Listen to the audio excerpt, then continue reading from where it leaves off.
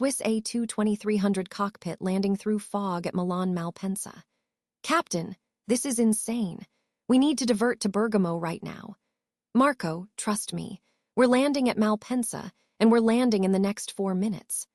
The words hung in the cockpit air like the thick fog that surrounded the Swiss Airbus A220-300 at 800 feet above Milan Malpensa Airport. Captain Elena Weber's hands rested steady on the controls, her eyes locked on the head-up display showing nothing but gray murk beyond the windscreen. The visibility had dropped to 300 meters, well below published minimums for a standard approach. First Officer Marco Bellini gripped his armrest, watching the altitude tape wind down on his primary flight display. Behind them, through the reinforced cockpit door, 123 passengers sat in tense silence, unaware of the brewing crisis. Several of them were praying. One was causing trouble, and in 90 seconds everyone's life would change forever. The radio crackled. Swiss 472 Milano Tower. Second attempt runway 24 right. Wind 270 at 18 gusting 28. RVR now 280 meters. Braking action reported medium to poor. Caution windshear reported on final. Elena keyed the mic without taking her eyes off the instruments. Roger, Tower. Swiss 472 continuing. Marco turned to her, his face pale in the red glow of the instrument panel. Elena, please. The approach minimums are 450 meters. We're already committed to a Category 2 approach and we barely qualify. If we don't see the runway at decision height, we'll see it, Elena said, her voice as calm as morning coffee. I've landed at Malpensa 200 times. I know this approach better than I know my own driveway. That was before the fog bank rolled in. Marco's Italian accent thickened with stress. Before the wind shifted, before 600 feet, Elena interrupted, calling out their altitude. Flaps full, landing checklist complete. Marco, I need you focused, not panicking. But to understand how they arrived at this moment, with a senior captain risking everything on a landing that violated every cautious instinct in aviation, we need to go back. Back to where this day began, just 3 hours earlier, when everything seemed routine and the biggest problem on flight LX 1642 was an entitled passenger in seat 14C.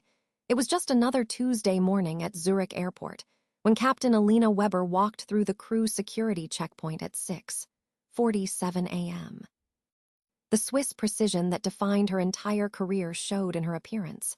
Uniform pressed with mathematical exactness, silver hair pulled into a flawless bun, every crease and button aligned as if measured with instruments. At 58 years old, Elena had logged over 18,000 flight hours. She'd flown through storms, emergencies, and every kind of mechanical malfunction the aviation gods could conjure. She'd landed 737s with one engine, guided A320s through microbursts, and once brought down a plane when its nose gear wouldn't extend. The newspapers had called her a hero. Elena called it Tuesday. She stopped at the crew room coffee station, pouring herself a cup of the strong Swiss blend she preferred. The operations board showed her assignment clearly. LX 1642, Zurich to Milan Malpensa, Airbus A220-300, departure 08:15, arrival 09:25. It was what pilots called a short hop, barely an hour in the air.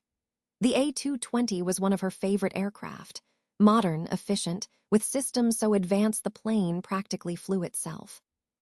On a clear day, you could complete the entire flight on autopilot if you wanted, though Elena never did. She believed in keeping her hands ready, her mind engaged. Complacency, she often told younger pilots, killed more aviators than bad weather ever would. Buongiorno, Captain. Marco Bellini's cheerful voice broke her morning meditation. He bounded into the crew room with the energy of a man half his age, his flight bag slung casually over one shoulder. Marco was everything Elena wasn't: spontaneous, emotional, prone to grand gestures and dramatic pronouncements. He was also an excellent pilot, quick-thinking and skilled, which was why Elena tolerated his theatrical nature. Beautiful morning for flying, yes. Morning, Marco, Elena replied, glancing at her watch. They had 58 minutes until scheduled departure. Weather briefing. Already printed. Marco pulled a stack of papers from his bag, spreading them across the table. Zurich is perfect, clear skies, light winds. Milan is. He paused, frowning at the meteorological data. Currently VFR conditions, but there's a fog bank over Lake Magyar moving southeast. ETA around 10:00 hours. We'll be on the ground before it arrives. Elena studied the synoptic chart, her practiced eye picking apart the pressure systems and frontal boundaries.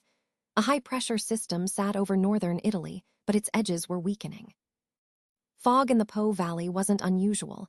The flat terrain and proximity to the Alps created perfect conditions for radiation fog on autumn mornings. The forecast showed improving conditions throughout their flight time window. METAR looks good, she said, reading the decoded weather observation. 2,000-meter visibility, scattered clouds at 800 feet, should be routine. Everything is routine until it isn't, Marco said with a grin, unknowingly prophetic. That's what you always tell us in training. They completed their pre-flight paperwork, fuel calculation, weight and balance, route planning, NOTAMs. The A220-300 they'd be flying that morning, registration HBJCQ, had just completed its scheduled maintenance the day before. All systems nominal. The flight plan showed a straightforward route. Depart Zurich's runway 28, climb to flight level 280, then a gradual descent into Milan Malpensa's runway 35 right. Total distance, 163 nautical miles.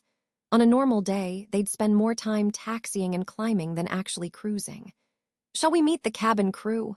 Marco asked, finishing his own coffee.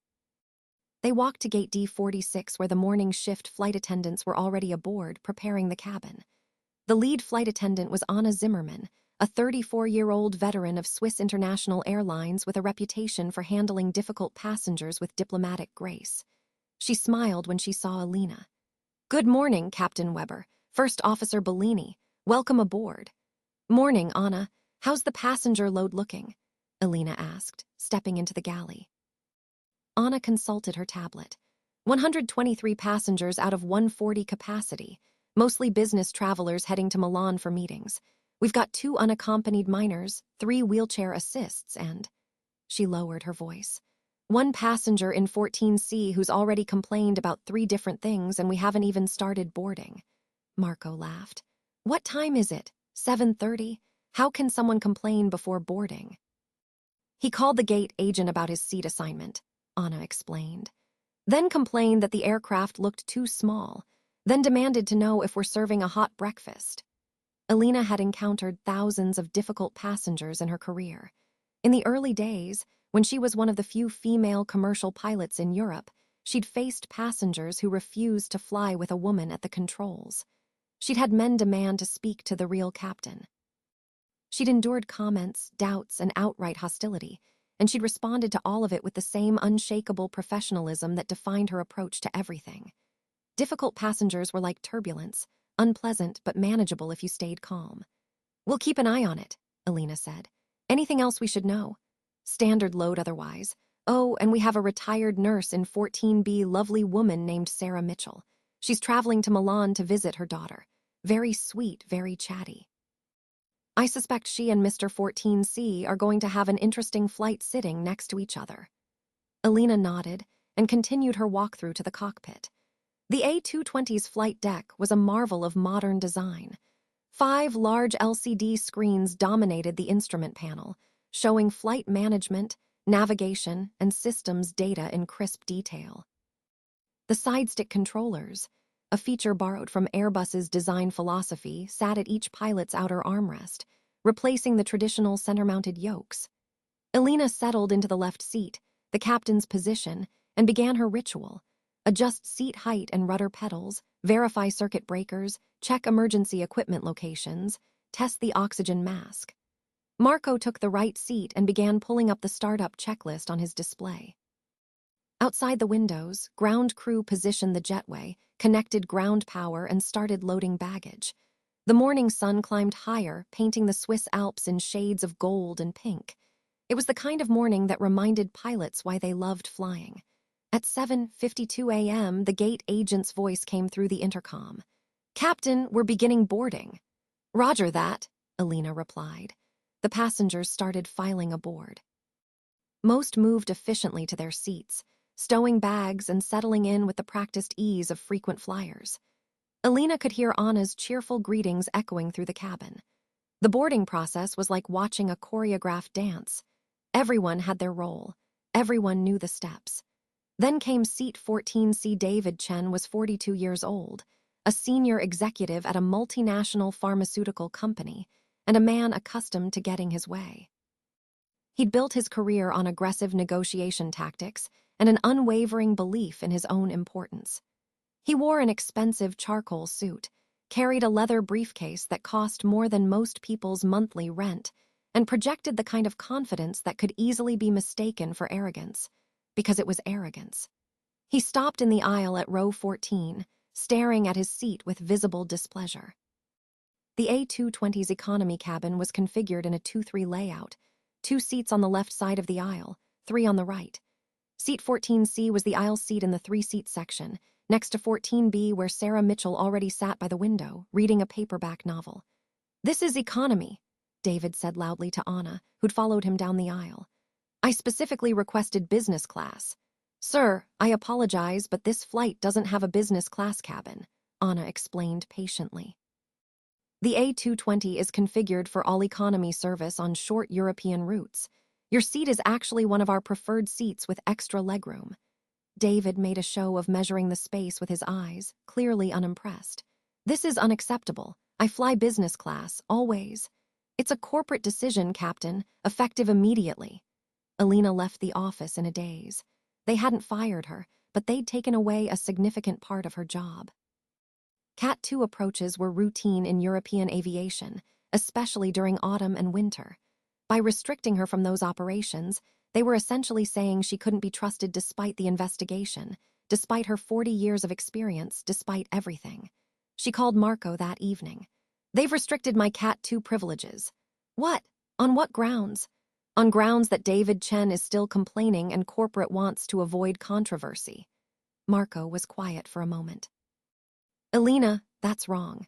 That's punishing you for doing your job correctly." "I know. What are you going to do?" "I don't know yet." But over the next few days, Elena thought about it, and she made a decision. 3 weeks after the landing at Malpensa, Elena walked into the Swiss International Pilot Union office and filed a formal grievance against the company for unjust restriction of her duties. She also contacted a lawyer about potential legal action for damage to her professional reputation.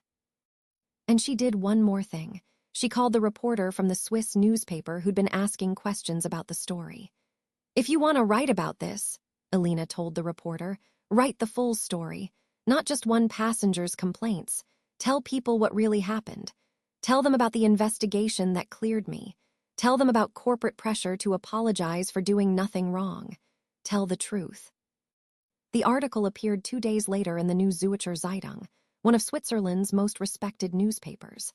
The headline read, "Veteran pilot faces sanctions after safe landing, when corporate PR overrides aviation safety expertise."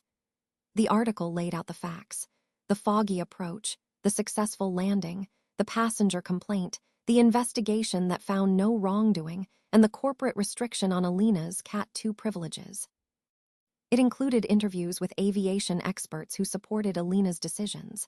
It included excerpts from the official investigation report, and it included Elena's statement, "I will not apologize for being a competent pilot. Safety regulations exist for a reason, and I followed them precisely.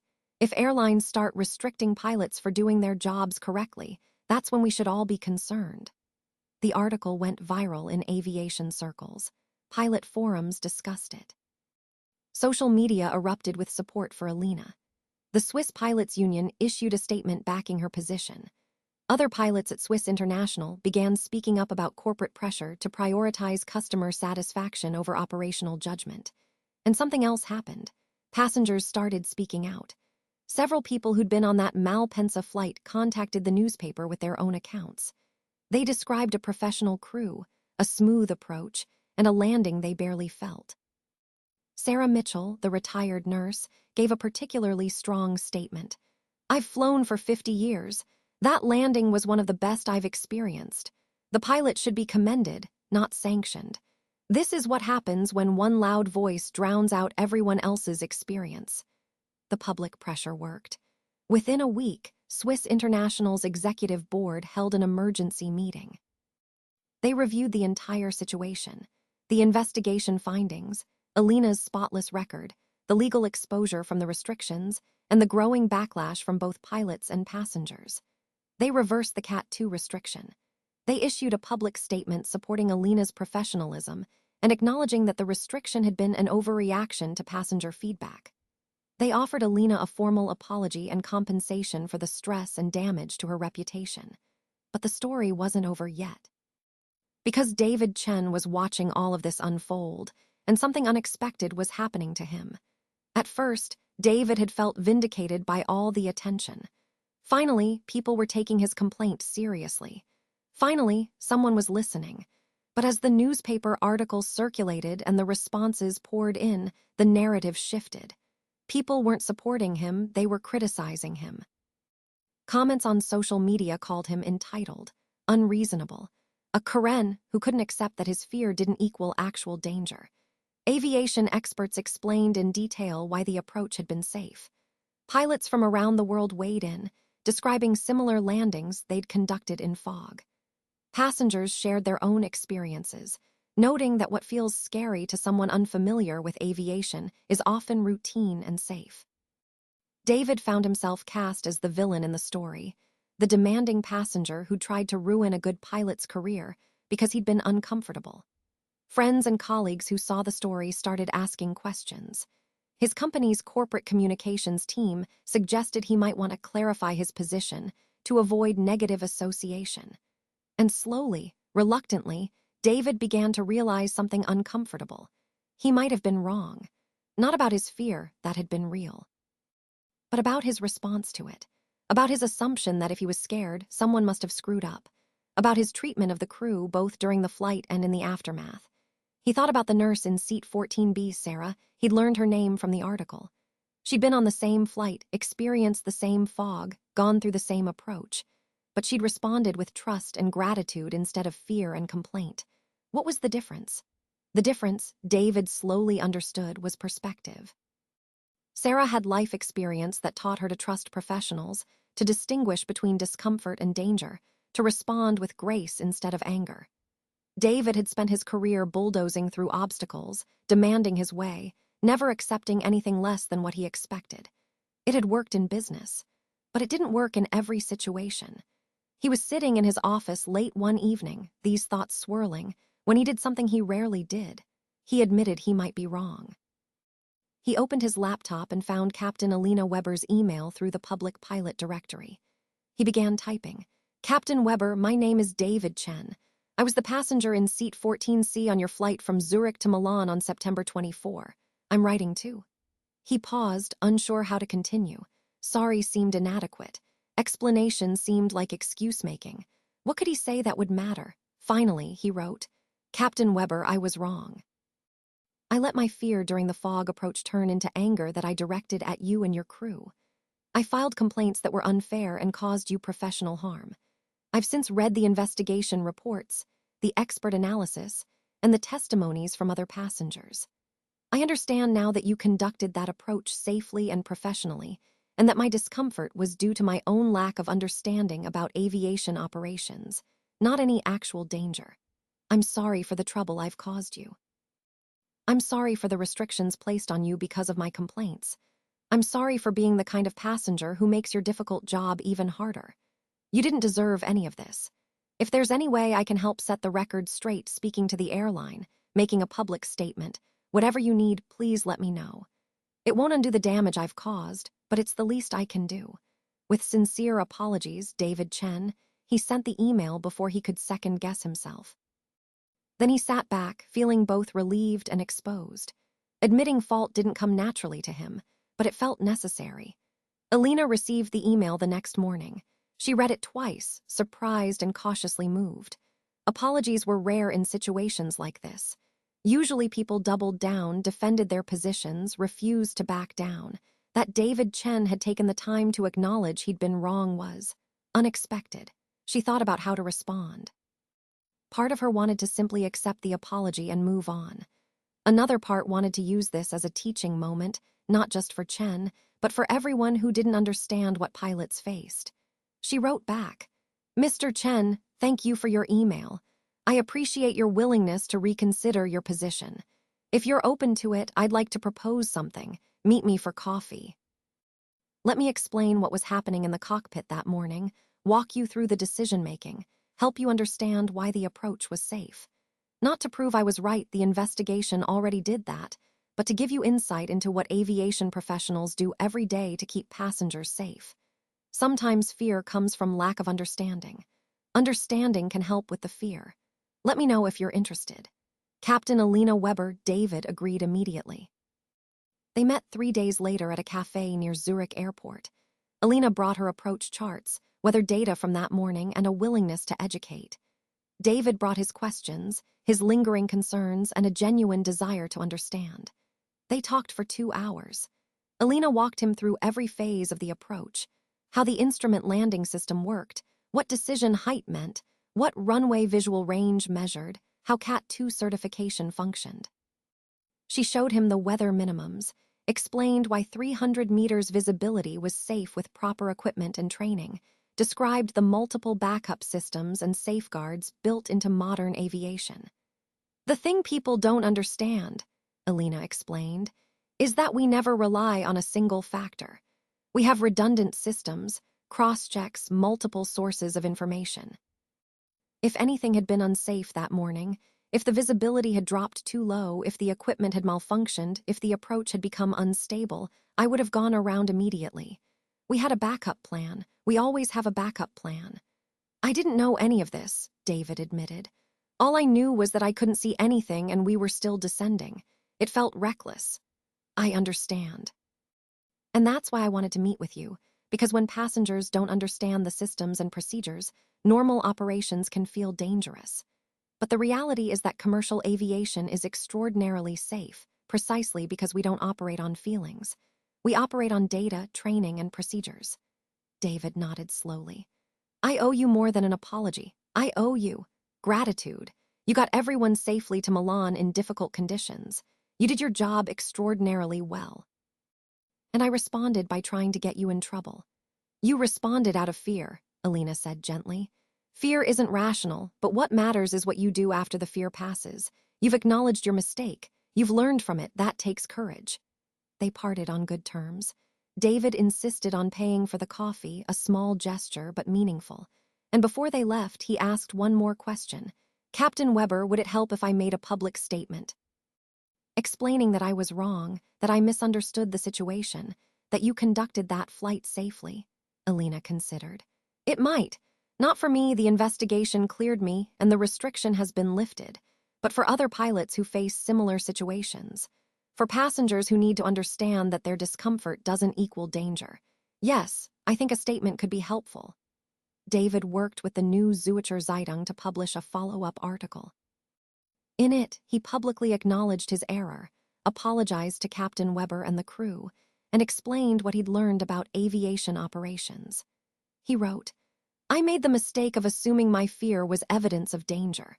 I've learned that commercial pilots operate according to strict regulations and extensive training, and that what feels scary to passengers is often routine and safe.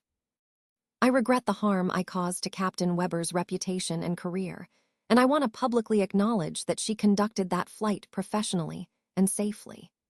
The article received significant attention, both because it's rare for complainants to recant so publicly, and because it highlighted an important issue: the disconnect between passenger perception and operational reality in aviation. But the story's ripples extended further than just David and Elena. Sarah Mitchell read both articles with satisfaction. She was back in her home near Boston now. She'd only been visiting Zurich that day for a connecting flight, but she'd followed the story closely. She wrote a letter to Swiss International Airlines commending Captain Weber and the crew, which the airline added to Elena's personnel file. She also wrote to Elena directly, sharing her perspective as both a passenger and a retired healthcare professional. "Captain Weber, as someone who spent decades working in life-and-death situations, I recognize expertise when I see it. You demonstrated remarkable skill and judgment that morning, and I'm grateful you didn't let corporate pressure force you to apologize for being excellent at your job. Thank you for standing up for professional standards. Thank you for getting us safely to Milan. And thank you for helping Mr. Chen understand his error. That took grace and patience. Warmest regards, Sarah Mitchell. Marco Bellini also grew from the experience. The situation had forced him to think deeply about his role as first officer, about when to voice concerns, and how to support a captain's decisions while maintaining his own judgment. He wrote up a detailed analysis of the flight for a pilot training publication, examining the dynamics between captain authority and crew resource management. His article became required reading in Swiss International's recurrent training program. And Elena herself. The experience had tested her in ways she hadn't expected. It wasn't the foggy approach that challenged her, that was just flying, and she knew how to fly. It was standing up to corporate pressure, defending her professional judgment against bureaucratic convenience, refusing to apologize for being right. She'd always been a by-the-book pilot who followed procedures and respected authority. This situation had forced her to recognize that sometimes the rules and procedures needed a champion, someone willing to stand up and say, "I did this correctly, and I won't pretend otherwise." 6 months later, Elena stood in front of a room full of trainee pilots at Swiss International's training center. She'd been asked to give a presentation about decision-making in marginal weather conditions. She could have simply shown charts and regulations, walked through theoretical scenarios, kept it abstract and safe. Instead, she told them about the Malpensa landing. She walked them through every detail: the weather briefing, the deteriorating conditions, Marco's concerns, her decision to continue, the execution of the approach, and the successful landing. Then she told them about the aftermath: the passenger complaint, the investigation, the corporate restrictions, the battle to defend her professional judgment. "The lesson here isn't about whether to land in fog," Elena told the young pilots. "The lesson is about knowing your capabilities, understanding your aircraft and systems, following regulations, and then having the courage to defend your decisions when they're right. Aviation is a career of constant judgment calls. Some of those calls will be questioned. Some will be second-guessed. Some will generate complaints. But if you followed proper procedures, used sound judgment, and operated safely, you cannot let fear of criticism drive your decisions." She paused, looking at the eager faces before her. Many of them were in their 20s, just beginning their careers. They had decades ahead of them, thousands of flights, countless decisions to make. "You will face pressure," Elena continued. "Pressure to fly when you're not comfortable. Pressure to make exceptions to procedures. Pressure to prioritize convenience over caution. And yes, sometimes pressure to apologize for being competent. Learn to distinguish between valid concerns that should make you reconsider and noise that should be acknowledged but not allowed to undermine your judgment. Listen to your co-pilots. Marco's concerns that morning were valid and important. Listen to your training. Listen to your instincts, but also trust yourself. If you've done everything right and someone still complains, that's their issue, not yours." One of the trainee pilots raised a hand. "Captain Weber, how did you know you weren't being overconfident?" "How did you know you were right to continue that approach?" Elena smiled. "Excellent question. The answer is, I didn't know with absolute certainty.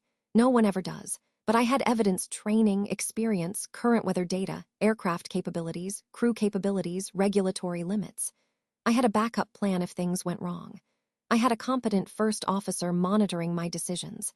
And I had professional judgment developed over 40 years and 18,000 flight hours." "That's not overconfidence, that's informed decision-making." "But you could have been wrong," another trainee said. "Yes, I could have. And if the approach had become unstable, if the visibility had dropped too far, if any factor had changed, I would have gone around. That's what decision height means. It's a decision point. You're not committed to landing just because you started the approach. You're committed to evaluating conditions and making the right call when you reach minimums." The training session continued for another hour, with Elena answering questions, sharing experiences, helping the next generation of pilots understand the complexities of the job they'd chosen. She left feeling energized. This kind of teaching was what she wanted to do as she approached retirement. Passing on knowledge, helping younger pilots avoid pitfalls, preparing them for the challenges ahead. 2 months before her mandatory retirement at age 60, Swiss International Airlines held a ceremony honoring Elena's career. They presented her with awards, shared testimonials from colleagues and passengers, and acknowledged her contributions to flight safety and training. The company's CEO notably mentioned the Malpensa landing as an example of the kind of skill and judgment we value in our pilots. Elena appreciated the recognition, but what meant more were the private conversations afterward. Dozens of pilots, many of them younger women who'd followed Elena's career, thanked her for standing up for professional standards. Several mentioned that they'd faced similar situations where corporate pressure conflicted with operational judgment, and Elena's example had given them courage to hold their ground. "You showed us that being right isn't enough," one young pilot told her. "You have to be willing to fight for being right." Marco Bellini gave a toast at the retirement party. "To Captain Elena Weber, who taught me that a good first officer questions, a good captain listens, and together they make the right decisions. Thank you for your patience with my Italian dramatics, and thank you for showing me what leadership looks like. Clear skies and tailwinds in your retirement." And near the back of the room, unannounced and unexpected, stood David Chen. He'd heard about the retirement ceremony through the newspaper article's author and had wanted to attend. When Elena noticed him, she walked over. "Mr. Chen, this is a surprise." "I hope it's okay that I'm here," David said. "I wanted to, witness this, I guess, see you celebrated properly. After everything I put you through." "You're welcome here," Elena said. "And in a strange way, your complaint made me stronger. It forced me to articulate why I do what I do, why these standards matter, why we can't let fear override expertise. So thank you in an odd way." David smiled a bit sadly.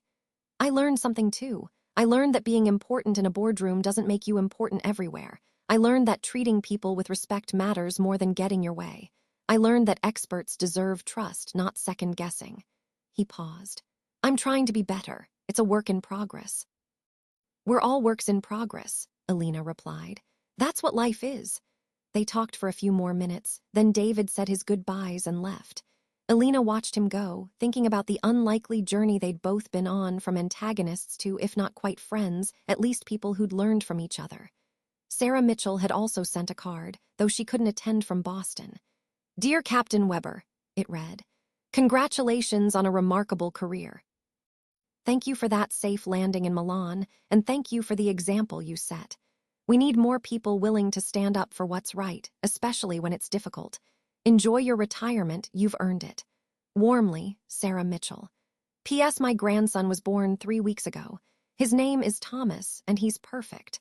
I told him all about the brave pilot who flew his grandmother safely through the fog." Elena retired from Swiss International Airlines on November 30, 2025, exactly 40 years and 2 weeks after her first commercial flight as a co-pilot. Her final flight was a routine hop from Zurich to Geneva, clear weather, no drama, perfect conditions. Marco flew as her first officer one last time. They landed smoothly, taxied to the gate, and shut down the engines for the final time.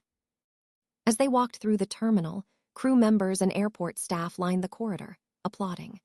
Fire trucks sprayed a water arch over the aircraft in the traditional aviation salute. It was the kind of send-off reserved for truly respected professionals. Elena's retirement didn't mean the end of flying. She became a consultant and instructor, helping train the next generation of pilots. She wrote articles about decision-making and risk management. She spoke at safety conferences.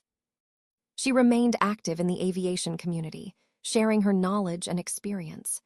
But she never forgot the foggy morning at Milan Malpensa, the landing that tested her skills and her resolve. It became a defining moment in her career, not because of the flying, which was, in the end, just good execution of proper procedures, but because of what came after. Because she'd learned that being a pilot meant more than just flying the aircraft. It meant defending professional standards, standing up to inappropriate pressure, and having the courage to say, "I did this correctly," even when powerful voices were saying otherwise. And on those rare occasions when she encountered young pilots who seemed overly concerned about avoiding criticism, who were too quick to take the conservative option not because it was safer, but because it was less controversial, she would tell them about that morning, about the fog, about the decision. About Marco's concerns and her judgment. About the passenger who complained and the corporation that overreacted and the investigation that cleared her and the fight to maintain her privileges and reputation.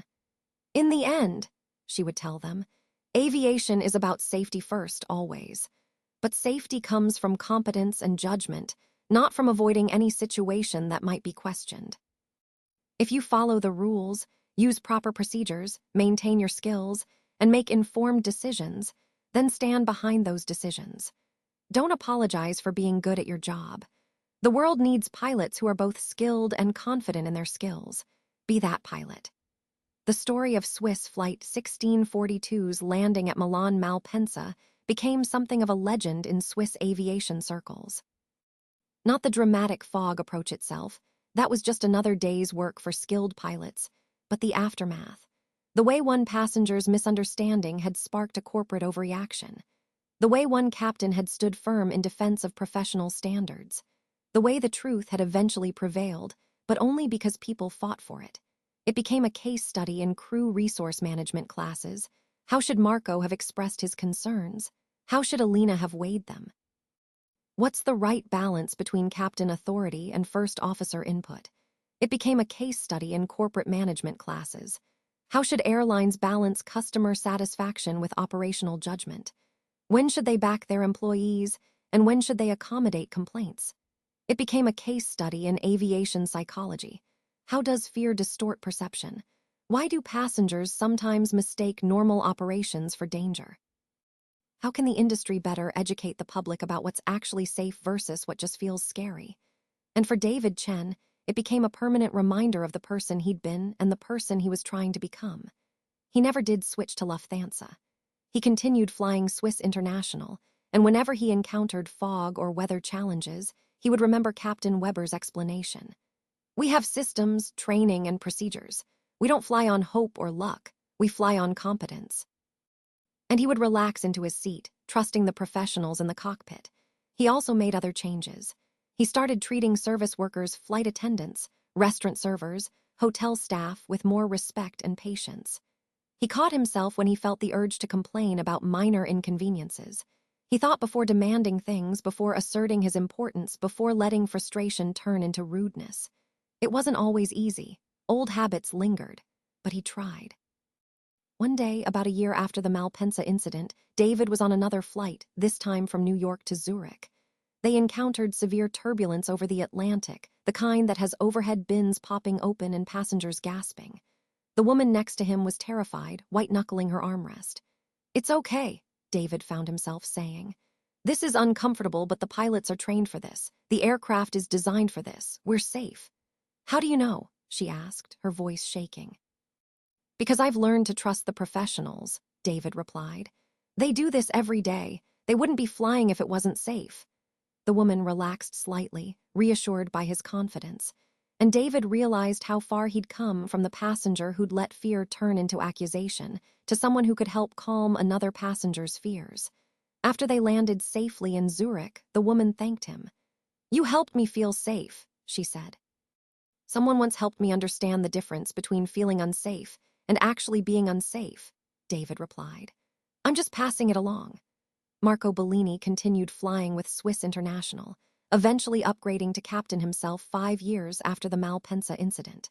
On his check ride for captain qualification, the examiner deliberately gave him a scenario involving marginal weather and a decision about whether to continue an approach or divert.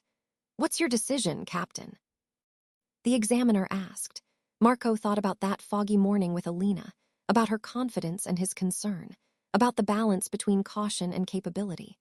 "I would continue the approach as long as we remain within regulatory minimums," Marco said, "but I would actively solicit my first officer's input and be prepared to go around if any parameter became unstable. The key is having a plan, not hoping for the best." "Good answer," the examiner said. "You learned from Captain Weber." "Every day," Marco replied. "Every single day." Sarah Mitchell continued her life in Boston, enjoying her grandson Thomas, staying active in her community, and occasionally flying to visit Maria and her growing family in Milan. She always flew Swiss International when she could, and whenever she boarded a flight, she would look at the pilots' names displayed on the cabin monitor. She never saw Captain Weber's name again. Elena had retired, but she always felt a sense of respect and gratitude for the men and women who sat in the cockpit. Once, on a particularly turbulent flight, Sarah noticed a nervous young passenger nearby, a teenager flying alone, clearly frightened by the rough air. Sarah leaned over and said, "Don't worry, honey. The pilots know what they're doing. They train for years to keep us safe. Just breathe through it. We'll be fine." The teenager looked at her with wide eyes. "How can you be so calm?" "Because I've seen what real professionals can do," Sarah said. "I once flew through fog so thick you couldn't see 10 feet ahead. The pilots landed us perfectly anyway. If they can do that, they can certainly handle a little turbulence." And she told the teenager about the foggy morning at Milan Malpensa, about the approach she'd barely felt, about the skill and judgment required to guide an aircraft safely through conditions where vision failed. The teenager listened, calmed by the story and Sarah's gentle confidence. "I want to be a pilot someday," the teenager said after Sarah finished. "Then study hard, get good training, and never stop learning," Sarah replied. "The world needs skilled pilots, people who can stay calm when others are scared, people who can make good decisions under pressure. Maybe you'll be one of them." The turbulence passed. The flight continued. They landed safely, as flights do thousands of times every day around the world. And Sarah walked through the terminal thinking about the invisible network of expertise that makes modern life possible. The pilots and mechanics and air traffic controllers and engineers and everyone else who works behind the scenes to keep people safe. We trust them without thinking about it, she reflected. We trust them until we're scared, and then we question them. But the truth is, they deserve our trust. They earn it every single day. 4 years after the Malpensa landing, Elena Weber received an invitation to speak at the International Society of Air Safety Investigators annual conference. The topic: Professional Judgment in the Age of Social Media and Customer Metrics. She accepted immediately. Standing at the podium in front of hundreds of safety investigators, pilots, and aviation professionals from around the world, Elena told the story one more time. But now she had the benefit of distance and perspective. She could see it not just as her personal experience, but as a microcosm of larger challenges facing aviation. "The story I've told you today," Elena concluded, "is about more than one foggy approach or one passenger complaint. It's about the tension between technical competence and public perception, between regulatory compliance and customer satisfaction, between professional judgment and corporate liability. These tensions aren't going away. If anything, they're intensifying as social media amplifies individual complaints and as airlines compete ever more fiercely for customer loyalty. So what do? We cannot allow the loudest voice to override sound decision-making. We cannot let fear of complaints make us excessively cautious to the point where we undermine operational efficiency. But we also cannot ignore legitimate concerns about how we communicate with passengers and the public. We need to find a balance.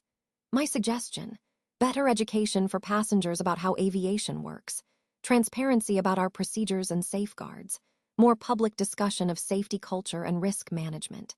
And most importantly, we need to create environments where professionals can exercise their judgment without fear that one person's misunderstanding will destroy their career.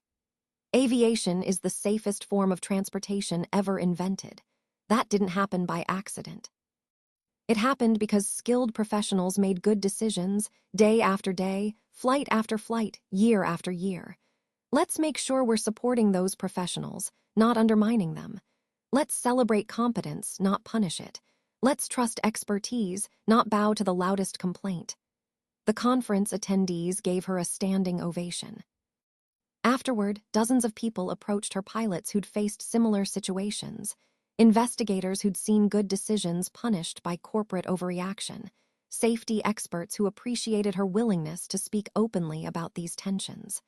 An airline CEO from a Nordic carrier pulled Elena aside. "Captain Weber, I want you to know that after reading about your experience, we revised our policies.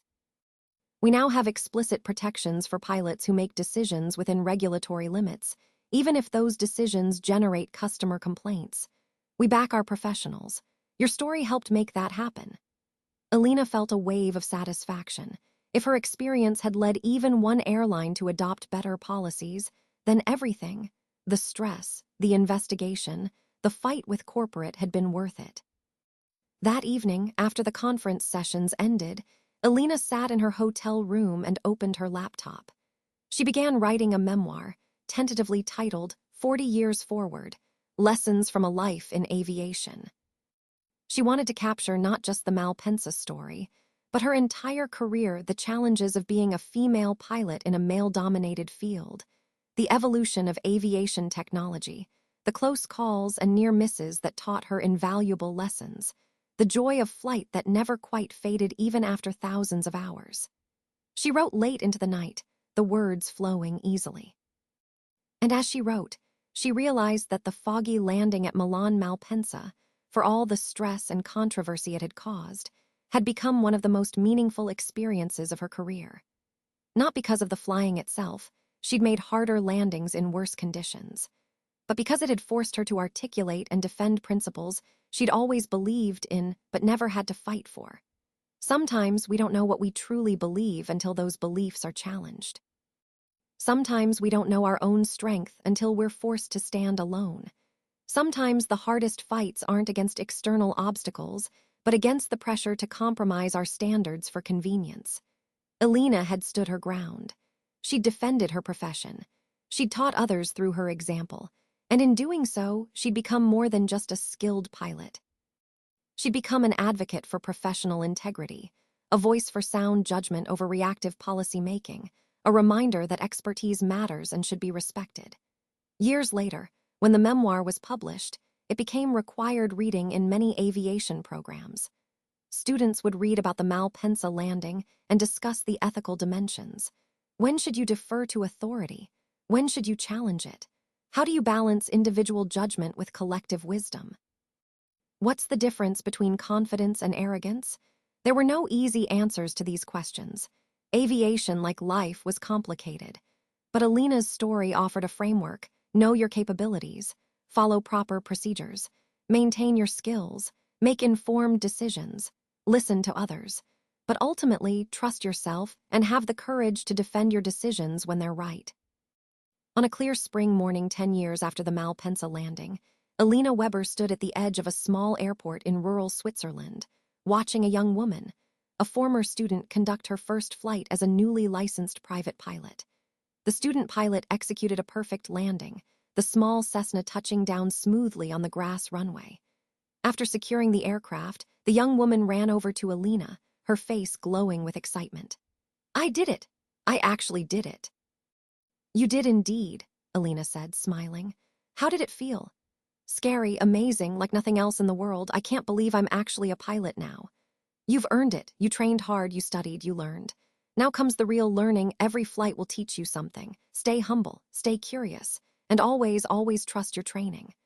They walked back to the hangar together, talking about the flight, the young woman's plans, her dreams of maybe someday flying for an airline. Elena listened, encouraged, offered advice. This was what retirement looked like for her, passing on knowledge, helping the next generation, staying connected to the world of aviation she'd loved for so long. As they parted ways, the young pilot said, "Captain Weber, thank you for everything you've taught me, and thank you for standing up for pilots when that whole Malpensa thing happened. I read about it in training. It showed me that being a pilot means more than just flying the plane." Elena nodded. "Much more. It means being part of a profession with standards and ethics and a commitment to safety above all else. Protect that, defend it when necessary, and pass it on to whoever comes after you." The young pilot promised she would. And as Elena drove home that evening, watching the sun set over the Alps, she felt a deep sense of contentment. Her career was over, but her impact continued. The knowledge she'd gained, the principles she'd defended, the example she'd set, these would ripple forward through the generations of pilots she'd taught and influenced. And somewhere out there, other pilots were facing their own versions of the Malpensa moment, their own foggy approaches, their own difficult decisions, their own challenges to professional judgment. Some would handle them well, some would struggle. But perhaps a few of them would remember Elena's story and find in it the courage to stand firm, to defend their decisions, to say, "I did this correctly," even when voices louder than truth were demanding otherwise. The fog at Milan Malpensa had been thick that September morning, but Elena had navigated through it successfully. Not just the physical fog, that was easy, just a matter of instruments and procedures. The metaphorical fog that followed, the confusion of corporate pressure and passenger complaints and competing interests, that had been harder, but she'd navigated through it too, guided by the same principles that had guided her flying. Clear vision of what was right, steady hands on the controls, and the courage to trust her training. And now, in retirement, she could look back and see it clearly. That foggy morning had been one of her finest moments. Not because the landing was spectacular, it wasn't. But because everything that followed had tested her in ways she'd never been tested before, and she'd passed every test. She'd been a good pilot. But more than that, she'd been a professional who stood up for professional standards. And in the end, that mattered more than any single landing, no matter how dramatic. The Alps glowed pink and gold in the sunset. Elena pulled into her driveway and looked up at the sky, clear, unlimited visibility, perfect flying weather. Somewhere up there, aircraft were crossing continents, pilots were making decisions, passengers were trusting their lives to the expertise of people they'd never meet. It was the same as it had always been, this invisible web of trust and skill that connected the world. And Elena Weber had been part of it for 40 years, had defended it when necessary, and had passed it on to the next generation. That was enough, more than enough. It was a life well flown. Thank you for listening. If this story touched you, please subscribe and share your thoughts in the comments.